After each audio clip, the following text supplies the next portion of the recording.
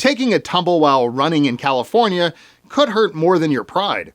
A bad fall can leave you with serious damage to your joints, fractured and broken bones, even traumatic brain injury, which can require expensive treatment.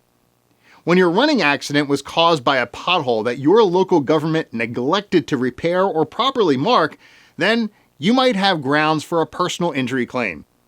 A personal injury claim can provide crucial compensation for expenses related to your accident.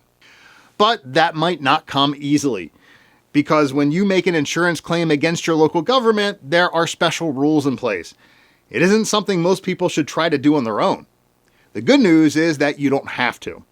At Maison Law, we want you to have the resources you need for a full recovery. And that starts with a free consultation with one of our attorneys to understand all your legal options.